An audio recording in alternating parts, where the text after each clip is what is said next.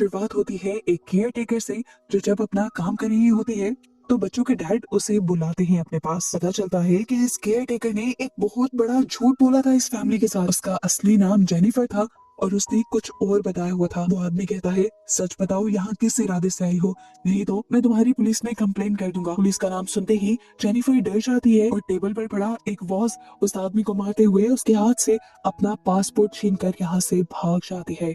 जिसके बाद scene cut होता है और हमें एक नए करेक्टर कोर्ट और उसके डैड को दिखाया जाता है। वो दोनों ट्रिप पर आए हुए हैं, लेकिन उसके बावजूद भी कोर्ट के डैड उसके साथ नहीं है, बल्कि कॉन्टिन्यूस अपने फोन पर हैं और ये चीज कोर्ट को बहुत ज्यादा डिस्टर्ब कर रही है। इसके बाद दोबारा सीन बदलता है और हमें एक नए करेक्टर डॉक्टर कूपर को दिखाया जाता है। वो इस टाइम आर्ट गैलरी में बहुत ही गौर से एक पेंटिंग को देख रहे थे जिसमें एक औरत का ऑपरेशन हो रहा था।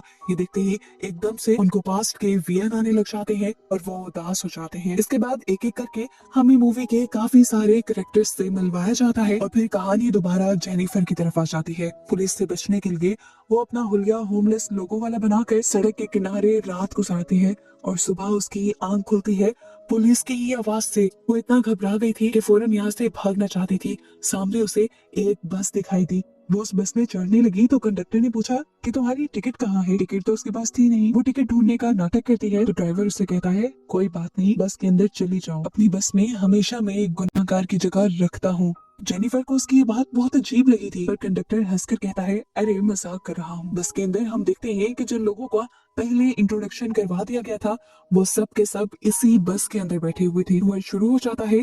बस ड्राइवर इन्हें एक कंट्री साइड पर लेकर जाता है जहाँ पे बहुत सारी विंड मिल्स थी। ऐसे ही एक बहुत बड़ी विंड मिल के पास के लोग रुकते हैं। सभी लोग यहाँ पर पिक्चर्स बना रहे थे और भी अपने डैड के साथ पिक्चर लेना चाहता था, पर अभी भी वो फोन पर बिजी थे, इसलिए वो उदास हो जाता है। सभी लोग एंजॉय करते हैं और उसके बाद बस में वापस आ जाते हैं। इस टाइम पर जेनिफर की पॉकेट से उसकी मेडिसिन गिर जाती है और डॉक्टर कूपर इस मेडिसिन को उठाकर इस मेडिसिन को बहुत गौर से देखते हैं और फिर जेनिफर को देखते हैं और फिर चुपचाप ये मेडिसिन जेनिफर को वापस कर देते हैं। वापसी का सफर इनका शुरू हो जाता है और एकदम से जेनिफर की आंख लग जाती है। आँख में वो दिखती है कि उसके डैड दोबारा उसे मार रहे थे। इस सबसे वो इतना ज्यादा डर गई कि चौंक कर उठी और उठते ही उसे और भी ज्यादा डरावनी चीज नजर आई। उसके डैड इसी बस के सामने खड़े थे। जल्दी से शोर मचाकर वो बस रुकवा देती है। खुद उसने बाहर जाकर चेक किया तो वहाँ पर कोई भी नहीं था। उसे लगा कि उसका वहम होगा, इसीलिए वो बस में आ गई। सफर दोबारा शुरू होना था, लेकिन अब बस को पता नहीं क्या हो गया था, वो स्टार्ट ही नहीं होती। ड्राइवर सभी पैसेंजर्स को रिलैक्स रहने का कहता है और खुद प्रॉब्लम चेक करने के लिए जाता है, लेकिन बज़ाहिर इस बस में कोई प्रॉब्लम नजर नहीं आ रही थी। लेकिन बस भी नहीं चल रही थी। वो कहता है कि अब हमें यहीं रुककर मदद का इंतजार करना होगा, लेकिन ये आइडिया काफी बकवास लग रहा था। कुछ लोगों को जरूरी वापस शहर पहुंचना था। वो लोग सोचते हैं कि क्यों ना वो खुद जाकर मदद बुला लें। तो बस ड्राइवर उनको बताता है कि करीब से करीब मदद पॉइंट भी तकरीबन 1 घंटे की दूरी पर है। 1 घंटा पैदल चलकर जाओ और 1 घंटा पैदल चलकर आओ। ये सुनकर जो इस आइडिया के लिए तैयार भी था वो भी रुक जाता है। जेनिफर कहती है, रात का वक्त है, हम यहाँ पर तो नहीं रुक सकते, चलो करीब की विंडमिल पर जाते हैं जो मैंने अभी रास्ते में ही देखी थी। लेकिन डॉक्टर कूपर और उनका एक साथी जब अपने पास मौजूद मैप चेक करते हैं तो उन्हें करीब कोई भी विंडमिल नहीं मार्क मिलती। जेनिफर कहती है, अच्छा ठीक है, मैं खुद ही वो जगह देख कर आती हूँ। यहाँ से एक लड़का भी उसके साथ चलने की ऑफर करता है और वो मान जाती है। जैक रास्ते में जेनिफर से बातें करता जा रहा था और उसे अपने बारे में बता रहा था। एकदम से उसकी नजर पड़ती है रास्ते में ही रखे हुए जूतों के एक पेयर पर। ये जूते नए थे और ब्रांडेड थे, हमेशा से इस लड़के को चाहिए थे। इसलिए जैसे ही वो इन जूतों को उठाता है तो यहाँ उसके सामने एक खौफनाक मंजर चलने लगता है, जिसमें वो एक औरत को बुरी तरह से मार रहा था। उसके बाद यहाँ पर एक ना दिखने वाली चीज आ जाती है और ये चीज, ये एंटिटी एकदम से अपने अजीब से टूल से इस लड़के की टांगे काट देती है, जिसके बाद वो एंटिटी जैक का सर भी कुचल देती है। ये सारा नजारा देखकर जेनिफर इतना ज्यादा डर गई थी कि वो वापस बस की तरफ भागने लगी। सब लोगों के पास पहुंचते ही उसने सबको वो सब बताया जो उसने देखा था, लेकिन यहाँ पर कोई भी उसकी बात पर यकीन नहीं करता। डॉक्टर कूपर तो ये भी जोर देते हैं कि जरूर जेनिफर ने हेलुसिनेशंस देखे होंगे, क्योंकि मैंने अभी कुछ देर पहले उसकी मेडिसिन देखी हैं। वो हेलुसिनेशंस के मेडिसिन लेती है। सब लोग जेनिफर को चुप करवा देते हैं और जेनिफर भी गाड़ी में बैठ जाती है, लेकिन अगले ही पल उसे वो एंटिटी अपने बस के बाहर दिखाई देती है और वो चिल्ला के सबको उससे बचने को कहती है। इस मर्तबा भी कोई भी जेनिफर की बातों पर यकीन नहीं करता, बस चलती रहती है और अचानक से फिर एक परिंदा दरख्त की विंडो से टकराता है। सब घबरा जाते हैं, बस आउट ऑफ कंट्रोल हो जाती है और जाकर पानी में गिर जाती है। सभी बहुत ज्यादा घबरा गए थे, इससे पहले कि बस पूरी तरह पानी में डूब जाती और ये लोग भी मर जाते। किसी तरह ये सब पानी से निकलने में कामयाब हो जाते हैं और इस सारे खतरनाक सीन के अंदर कोर्ट को चोट लग जाती है। ये देखकर कोर्ट के डैड बहुत ज्यादा घबरा जाते हैं, क्योंकि कोर्ट को ऐसी बीमारी थी जिसकी वजह से उसकी चोटों में से खून नहीं रुकता था और एक चोट उसके लिए जानलेवा भी साबित हो सकती थी। इस टाइम पर सभी लोग करीबी विंडमिल पर ही वापस जाने का डिसाइड करते हैं, जहाँ पर पहले जेनिफर जाने को कह रही थी और ये लोग नहीं मान रहे थे, लेकिन अब जेनिफर उन्हें वार्न करती है कि प्लीज वहां मत जाना, वहां पर किलर है। लेकिन इस मर्तबा भी हमेशा की तरह सभी लोग जेनिफर की बातों को नजरअंदाज कर देते हैं। सब लोग पैदल चल रहे थे और तभी तकाशी नाम के एक लड़के को यहाँ जंगल में अपना डॉग नजर आ जाता है। उसका डॉग कैसे यहाँ पर हो सकता था जब वो उसे यहाँ लाया ही नहीं था। ये सोचे समझे बगैर वो उस डॉग का पीछा करने लग जाता है और एकदम से उसके आसपास की दुनिया ही बदल जाती है। ये जगह उसके लिए जानी पहचानी थी और यहाँ पर एक चेयर भी थी जो उसकी ग्रैंड माँ की थी। वो फौरन से उस चेयर के पास जाता है और देखता है कि वहाँ पर उसकी ग्रैंड माँ थी।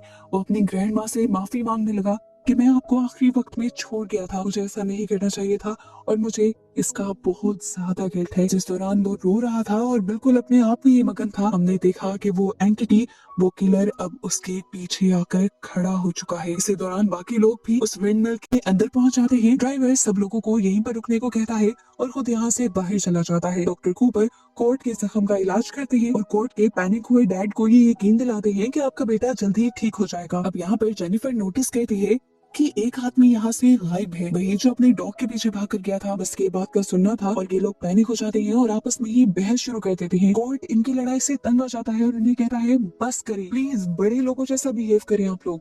इसी सारी बहस के दौरान ड्राइवर को यहाँ से एक सदी पुराना एक डॉक्यूमेंट मिलता है।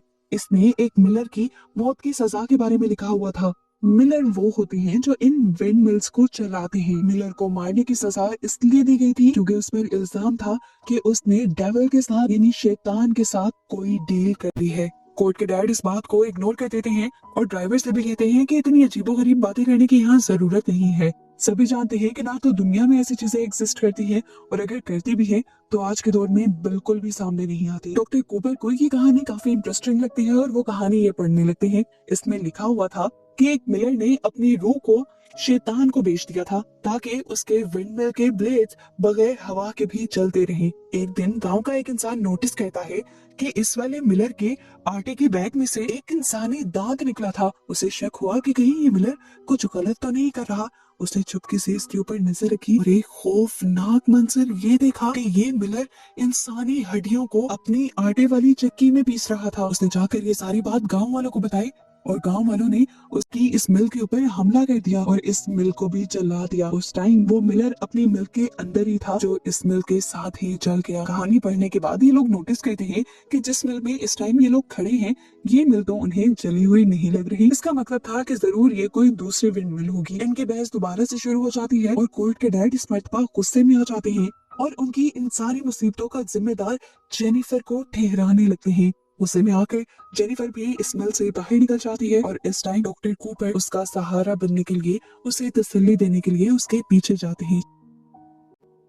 जब डॉक्टर कूपर उसे रिलैक्स करने की कोशिश करते हैं तो उल्टा वो डॉक्टर कूपर के ऊपर ही इल्जाम लगा देते हैं कि आपने ही सबको बताया है कि मैं पागल हूँ और इस तरह सबको मेरे खिलाफ कर दिया है। कूपर नरमी से पूछते हैं कि क्या सच में तुम्हें हेलुसिनेशंस नहीं होते, जिस पर वो कहते हैं हाँ होते हैं, लेकिन उसके बावजूद वो किलर असली था।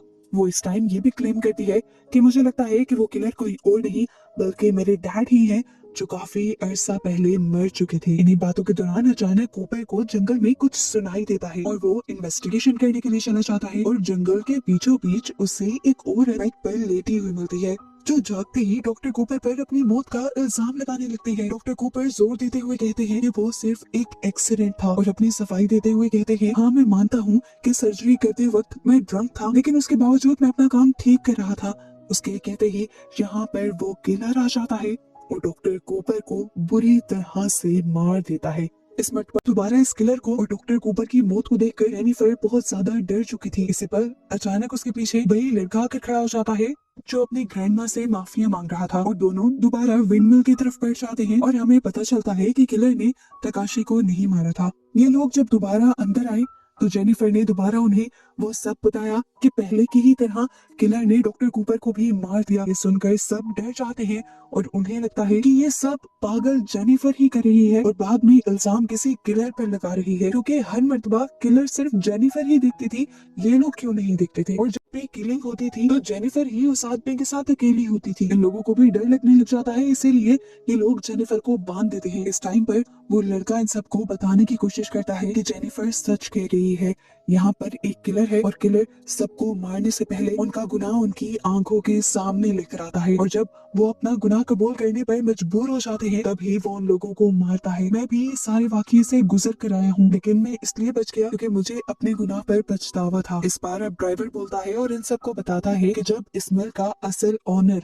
यानी मिलर मरा था तो शैतान ने उसे हेल का गेट कीपर बना दिया था, और ये मिल इस तरह से हेल का दरवाजा बन गई। किसी को भी उसकी बातों पर यकीन नहीं आ रहा था, और इसी दौरान हम देखते हैं कि वो किलर इसी विंड मिल के पास आ चुका है। वो अपने सभी शिकार किए हुए इंसानों की लाशों को यहाँ पर लाकर लटका देता है और ये मिल खुद ब खुद चलने लग जाती है।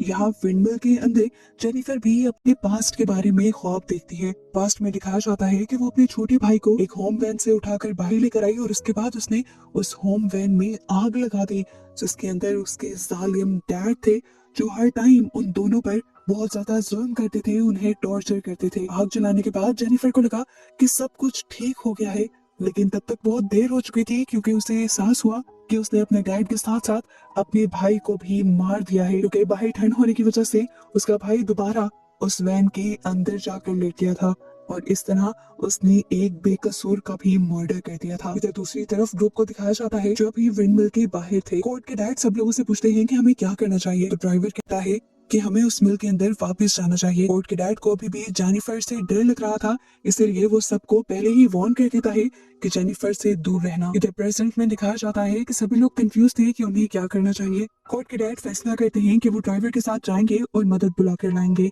इस दौरान वो सबको वार्न करके जाते हैं कि जेनिफर से दूर रहना, मुझे लगता है कि वही किलर है। उन दोनों के जाने के बाद कोर्ट यहाँ पर एक औरत से पूछता है क्या तकाशी ने जो सब कहा आप उस पर यकीन करती है। तब वो लड़की कहती है मैं श्योर तो नहीं हूँ, लेकिन मुझे लगता है कि वो सही कह रहा है, क्योंकि मैंने भी एक गुनाह किया है। मैंने तरक्की हासिल करने के लिए अपने को मॉडल को मार दिया था जो मेरे साथ काम करती थी, लेकिन उसे ज्यादा तारीफें मिलती थी मुझसे। अब वो लड़का तकाशी जिसकी जान उस किलर ने छोड़ दी थी, वो फैसला करता है कि वो इस किलर से बात करेगा और जानेगा कि वो क्या चाहता है। इसीलिए वो आग जलाता है और इस आग में उसे थोड़ी सी झलक नजर आ जाती है उस मिलर की, और अनजाने में उसे ये तरीका पता चल जाता है कि वो किस तरह से इस किलर से बच सकते हैं।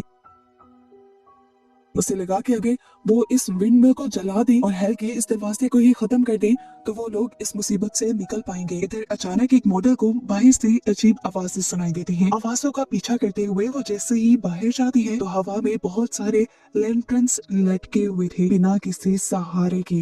वो देखती है कि यहाँ पर एक गड्ढा भी था जिसके अंदर बहुत सारा पानी था। वो बैठकर इस पानी में देखने लगी और इस पानी के अंदर उसे एक बहुत ही खौफनाक वियन नजर आया।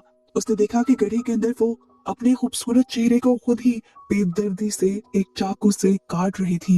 ये देखते ही वो डर गई और फिर अगले ही लम्हे उस गड्ढे में से एक हाथ निकला जिसने उसके मुंह को पकड़ते हुए इस पानी में खींच लिया और फिर डुबा कर मार दिया। इसी दौरान दिखाया जाता है कि ड्राइवर और कोर्ट के डैड एक दूसरे मिल के अंदर जाते हैं इन्वेस्टिगेशन करने के लिए कि यहाँ पर चल क्या रहा है, और कोर्ट के डैड उस मिल के अंदर बहुत सारी लाशों को देखकर डर जाते हैं और फौरन वापस आते हैं दूसरों को अलर्ट करने के लिए। सबसे पहले यहाँ पर वापस आकर वो अपने बेटे को जिंदा देखकर बहुत ज्यादा खुश होता है और फिर जेनिफर को आजाद करके उससे माफी मांगता है क्योंकि वो फिजूल में उस पर शक कर रहा था। वो बताता है कि किलर सच में यहाँ पर है जो लोगों को मार रहा है और मार मार कर उसने सब लोगों की बॉडी मिल के अंदर लटकाई हुई है, लेकिन मैं ये नहीं मानता कि वो कोई और एंटिटी है। मुझे लगता है कि वो इंसान ही है और बस एक साइकोपैथ है। यहाँ प्रकाश उससे कहता है नहीं, वो एक दूसरी एंटिटी ही है जिसका अक्स मैंने आग में भी देखा है और मैंने उसे खत्म करने का रास्ता भी निकाल लिया है।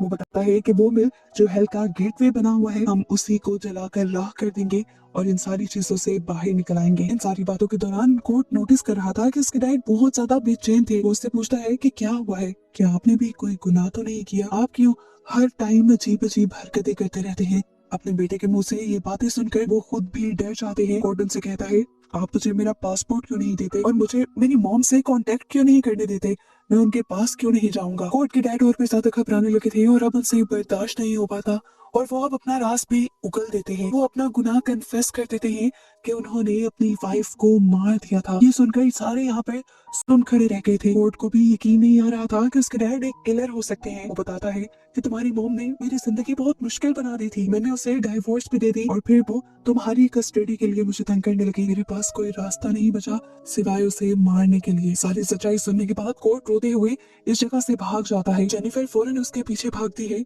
और उसे आखिर एक दरख्त के नीचे बैठा हुआ देख लेती है। कोर्ट के डैड भी उसे ढूंढने के लिए बाहर निकले थे। उन्हें तो काफी देर तक अपना बेटा नहीं मिलता और फिर जमीन पर पड़ा हुआ उसके बेटे का बैग मिलता है, जिसे निकाल कर वो देखता है कि बैग में उसके बेटे और उसकी मॉम की तस्वीर थी। तस्वीर में साफ नजर आ रहा था कि उसका बेटा उसकी मॉम से बहुत ज्यादा अटैच था। वो अपने ख्यालों में खोया ही हुआ था कि अचानक यहाँ पर मिलर आ गया, जो एकदम से एक रस्सी को उसके गले का फंदा बनाते हुए उसका दम घोंटकर उसे मार देता है और आखिर में बहुत जज्बाती होकर वो उसके गर्दन को भी उसके जिस्म से अलग कर देता है। यहाँ हमें दिखाया जाता है कि बाकी सब लोग जल्दी से तेल ढूंढने की कोशिश कर रहे थे ताकि उस मिल को जलाया जा सके, लेकिन यहाँ पर इन्हें जब ऑयल नहीं मिलता तो तकाशी एक पाइप और कैन उठाकर बस से पेट्रोल निकालने का फैसला करता है। इससे पहले कि वो यहाँ से चला जाता, पीछे से ड्राइवर आता है और अचानक से उसकी कमर में एक चाकू स्टैब करते हुए उसे मार देता है। और यहाँ से हमें ड्राइवर का एक बहुत ही भयानक राज पता चलता है कि वो असल में मिलर का असिस्टेंट था, उसका साथी था। वही तो शहर से ऐसे सिनर्स को यानी गुनाहगारों को ढूंढ कर लाता था, फिर उन्हें यहाँ पर फंसा देता था ताकि वो यहाँ से भाग ना पाए और मिलर उन्हें चुन चुन कर मार दे। यहाँ ड्राइवर अब घबराने की एक्टिंग करते हुए बाकी लोगों के पास वापस आता है और झूठ बोलता है कि तकाशी भाग गया है और मुझे वो अकेला छोड़ गया। वो इन सब लोगों से कहता है हमें अभी भी पेट्रोल को ढूंढना चाहिए ताकि हम उस मिल को जला सकें। अब बस 3 ही लोग तो बचे थे, ड्राइवर, जेनिफर और कोर्ट। वो तीनों बस की तरफ जाते हैं। जेनिफर बस के ऊपर चढ़कर अपनी बोतल के अंदर पेट्रोल भरती है और पेट्रोल लेने के बाद ये जल्दी से उसी मिल के पास वापस आ जाते हैं।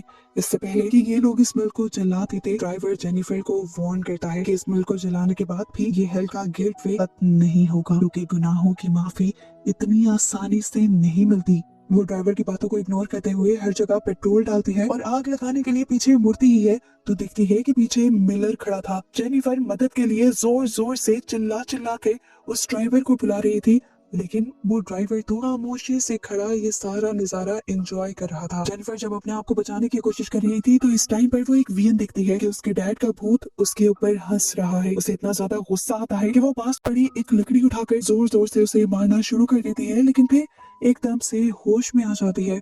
उसे पता चलता है कि जो उसने देखा था वो भी उसकी नजरों का धोखा था और वो अभी भी मिलर के ही कब्जे में थी।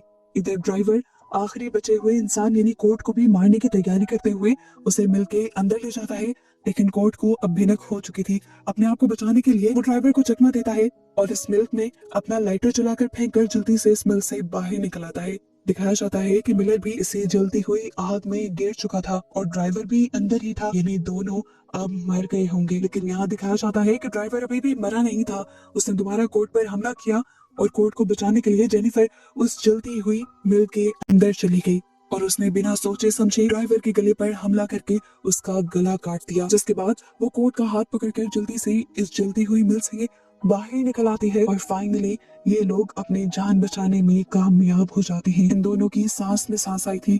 इन्हें ऐसा लग रहा था कि जैसे ये बस एक बुरा ख्वाब था जो खत्म हो गया। जिंदा बचकर ये दोनों मुस्कुराते हैं, लेकिन उनकी खुशी बस कुछ पल की ही थी, क्योंकि उस दहकती हुई आग में से एकदम से मिलर बाहर निकलता है और फिर जेनिफर को पकड़कर मार देता है और फिर उसकी लाश को जलती हुई मिल के अंदर ही ले जाता है, जिसके बाद वो पूरी मिल गिर जाती है और सीन कट होकर हमें अगली सुबह का सीन दिखाया जाता है। यहाँ पर सब कुछ दोबारा नॉर्मल हो चुका था। हम दोबारा ड्राइवर को जिंदा देख रहे थे, जो शहर में दोबारा वही बस लिए खड़ा था जो बस पानी में डूब गई थी और जिसका बहुत बुरा हाल था। इस टाइम भी वो सिनर्स को ही ढूंढ रहा था ताकि मिलर उन्हें अपना शिकार बना ले। एक आदमी जिसके पास टिकट नहीं होती, ड्राइवर उसे भी बस में ये कहते हुए आने की इजाजत दे देता है कि एक सिनर के लिए मैं हमेशा जगह रखता हूँ। जेनिफर की तरह ही उसे भी बात समझ नहीं आती तो ड्राइवर उसकी बात को मजाक में डाल देता है और हमें ये पता चलता है कि वो सारा सिलसिला जो हुआ था वो अब कभी नहीं रुकने वाला और ऐसे ही चलता रहेगा। और ऐसी ही अजीब सी एंडिंग के साथ ये मूवी यहाँ खत्म हो जाती है।